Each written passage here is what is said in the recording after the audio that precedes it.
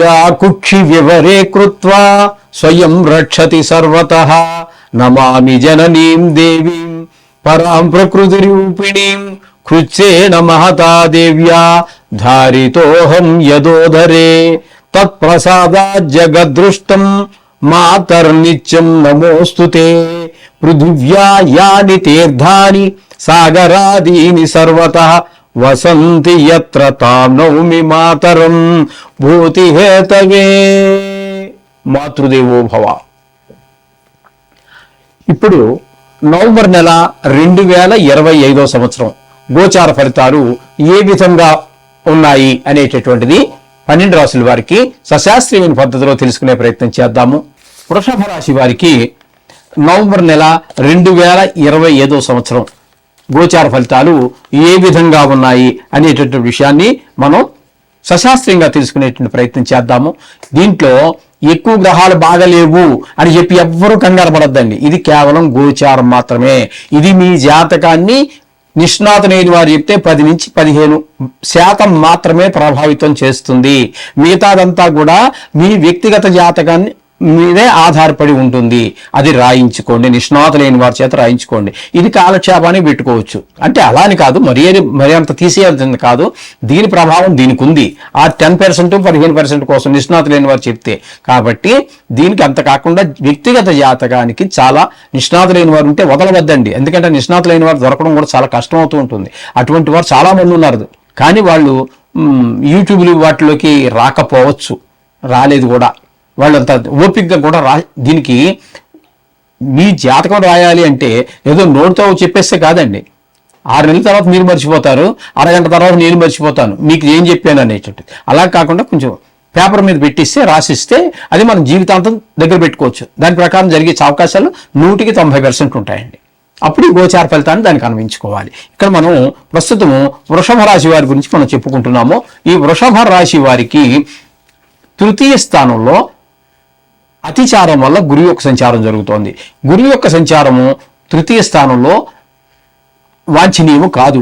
మనకు కావలసినటువంటి మంచి ఫలితములను ఇవ్వజాలడు. అక్కడ ఏంటంటే కుటుంబంలో మన కుటుంబ సభ్యులు మనం ఏదైనా పని చేస్తామంటే వెనకలాగి పెడుతూ ఉంటారు. అలాగే చుట్టుపక్కల వాళ్ళు కూడా వెనకలాగి పెడుతూ ఉంటారు. లేదు మీరు చిన్నప్పటి నుంచి మిత్రుడే, శ్రేయోభిలాషే, కానీ అతను కూడా మీ అంత మిత్రుడు కూడా సరి అయిన సలహాను ఇవ్వకపోవచ్చు, లేకపోతే ఇవ్వలేకపోవచ్చు. మొత్తం మీద మీకు కోఆపరేషన్ ఉండదన్నమాట అండి. మీరు ఎక్కడో ఉద్యోగం చేస్తున్నారో ఆ ఉద్యోగం చేసే స్థలంలో మీకన్నా పై ఉద్యోగస్తులు మీరు సహకరించరు, మీ స్థాయిలో ఉన్నటువంటి వాళ్ళు మీరు సహకరించరు, కింద స్థాయి వాళ్ళు సహకరించరు. ఆ విధంగా ఎవరో సహకరించినప్పుడు మనకి విజయం అనేది కొంచెం చాలా కష్టం అయిపోతూ ఉంటుంది. అందరూ సహకరిస్తేనే మరింత ముందుకు వెళ్ళడానికి అవకాశం ఉంటుంది. ఈ విధంగా తృతీయ స్థానంలో గురువు యొక్క ఫలితాలైతే అంతగా వాంఛనీయం కాదు. ఆ విధంగా తదుపరి చతుర్థ స్థానంలో కేతుగ్రహ సంచారం జరుగుతోంది. ఈ చతుర్థ స్థానంలో కేతుగ్రహ సంచారం కూడా శుభ ఫలితములను ఇవ్వజాలదు.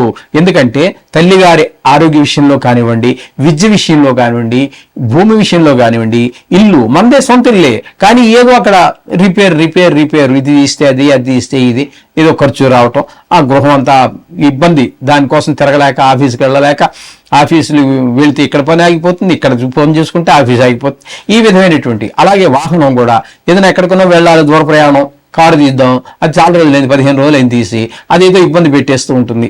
ఈ విధంగా ప్రతిదీ కూడా మన స్వభావం కూడా మనకి ఫేవర్గా ఉండకుండా, మనకి అనుకూలంగా లేకుండా ఇబ్బంది పెడుతూ ఉంటాయి ఈ 4వ స్థానంలో కేతుగ్రహ సంచారం వల్ల. అలాగే భూమికి గృహానికి కూడా ఈయనే కారకుడు కాబట్టి వాహనాలకి. అలాగే రియల్ ఎస్టేట్ వ్యాపారం చేసేటటువంటి వాళ్ళకి అనుకూలమైన కాలం కాదు. అలాగే వాహనాలు సెకండ్ హ్యాండ్ అంటాం, అంటే కొంతకాలం వాడేసి మళ్ళీ వేరే వాళ్ళకి అమ్మేస్తుంటారు కదా. ఇటువంటి వాటిని మధ్యలో కొంతమంది పాతవన్నీ కొని వాటిని రిపేర్ చేసి మళ్ళీ అమ్ముతుంటారు. అటువంటి వారికి కూడా కొత్త కార్లు అమ్మేవాడికి కావచ్చు, లేకపోతే పాత కార్లు కొని తక్కువ రేటు కొని బాగు చేసి కొమ్ముకుంటారు కదా, వాళ్ళకి కానీ అనుకూలమైనటువంటి ఫలితములను ఈ కేతు గ్రహం 4వ స్థానంలో ఉండి ఇవ్వజాలదు. అలాగే శుక్రగ్రహాన్ని కనుక మనం తీసుకున్నట్టయితే ఇక్కడ 5, 6, 7 3 రాసుల్లో సంచారం చేస్తున్నాండి. ఒక్క గ్రహము ఈ నెలలో 2 రోజులు 5వ స్థానంలోను, 24 రోజుల పాటు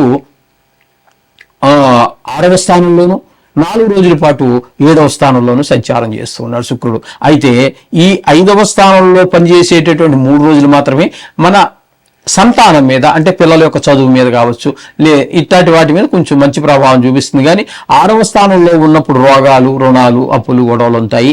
ఇక 7వ స్థానంలోకి వచ్చేటప్పుడు భార్యాభర్తల మధ్యన చిన్నపాటి పొరపచ్చాలు రావటము, అలాగే జాయింట్ వ్యాపారం చేసేవారి మధ్యన కూడా అభిప్రాయాలు కలవకపోవడం లాంటి ఫలితాలన్నీ మనకి కలుగుతూ ఉంటాయి. అలాగే రవి యొక్క సంచారం తీసుకున్నట్టయితే 6వ స్థానంలో రవి ఒక 16 రోజుల పాటు సంచారం చేస్తూ ఉన్నారు. తదుపరి 7వ స్థానంలో ఒక 14 రోజులు. 6వ స్థానంలో మాత్రం మీకు చాలా మంచి ఫలితాలు ఇస్తారు. అక్కడ ఆరోగ్యం బాగుంటుంది, డబ్బులకు లోటు లేకుండా చేస్తారు. మీరు అప్పు కోసం ప్రయత్నిస్తే అప్పు పుడుతుంది. అలాగే మీరు ఎవరికైనా ఇవ్వవలసి ఉంది, అప్పు కూడా తీర్చేస్తారు. అంటే మొత్తంగా మీకు ఈ 6వ స్థానంలో ఉన్నటువంటి రవి మీకు ఏం చేస్తారంటే ఈ మొదట 6వ స్థానంలో ఉన్న 16 రోజుల్లో మాత్రం డబ్బులకు లోటు లేకుండా చేస్తారు. ఇక 7వ స్థానంలోకి వచ్చా 14వ స్థానంలో 14 రోజుల పాటు ఉంటారు.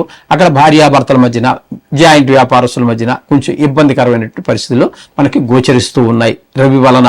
ఇక కుజుడు నెల రోజులు 7వ స్థానంలోనే ఉన్నారు.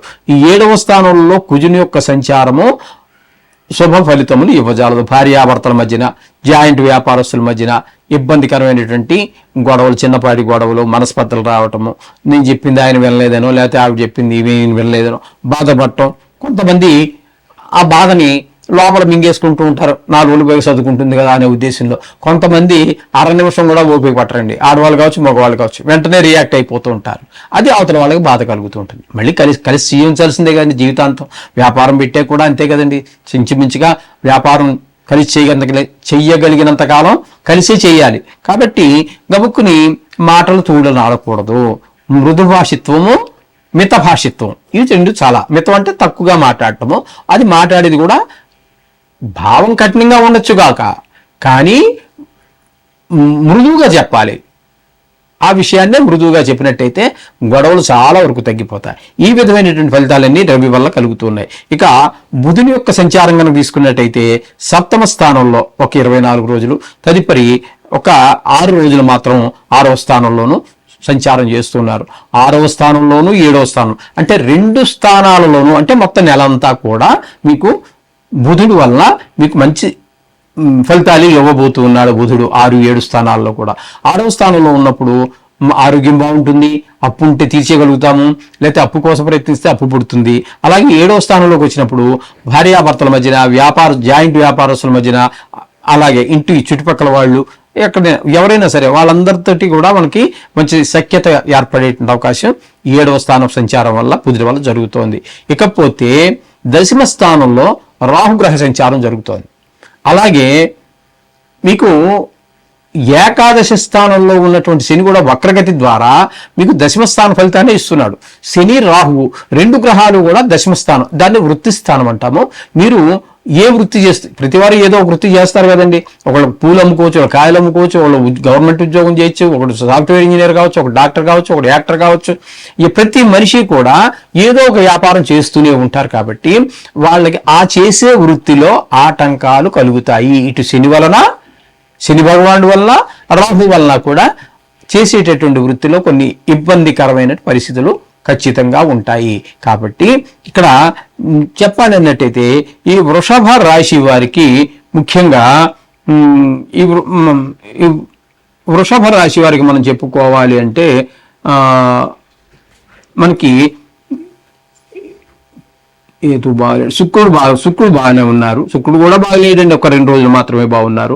అందుచేత ఇక్కడ మీకు ముఖ్యంగా వృషభ రాశి వారికి కొన్ని గ్రహాలు మాత్రం, ఎక్కువ గ్రహాలు ప్రతికూలంగానే ఉన్నాయండి. అందుచేత మీరు ఏం చేస్తారంటే 2 గ్రహాల అనుకూలత మాత్రమే కనబడుతోంది. రవి ఒకడు, బుధుడు ఒకడు, కుజుడు ఒకడు, బుధుడు ఒకడు పూర్తిగాను, రవి పాక్షికంగాను మనకి అనుకూలమైన ఫలితాలు ఇస్తూ ఉన్నారు. కాబట్టి మిగతా గ్రహాలని ప్రతికూలంగానే ఉన్నాయి. కాబట్టి చేసే ప్రతి పనిలోనూ జాగ్రత్త వహించండి. ఎవరికి హామీలు ఉండవద్దు, ఎవరికి సాక్షి సంతకాలు పెట్టవద్దు. అలాగే ఎవరిని నమ్మి డబ్బులు పక్కా ఇది లేకుండా డబ్బులు ఇవ్వద్దు. అలాగే మాట కూడా దాన్ని 1-4 సార్లు ఆలోచించి మాట్లాడండి. కానీ మాట్లాడేసుగా ఆలోచించడం వల్ల ఫలితం శూన్యము. ఈ విధంగా కొన్ని ఇబ్బందుల్లో పడేటువంటి అవకాశాలు ఉంటూ ఉంటాయి. కాబట్టి ఈ మొత్తంగా చెప్పాలి అన్నట్టయితే వృషభ రాశి వారికి కూడా ఇబ్బందులు ఎక్కువగానే ఉండేటువంటి అవకాశం గోచరిస్తూ ఉంది. ఇది దీనికోసం కంగారు పడిపోకండి. ఇది కేవలం గోచారము 10%, మిగతా అంతా వ్యక్తిగత జాతకం మీదే ఆధారపడి ఉంటుంది. నిష్ణాతులైన వారి చేత రాయించుకోండి. మా దగ్గర కూడా సౌకర్యం ఉంది, మమ్మల్ని సంప్రదించవచ్చును. శుభం భూయాత్.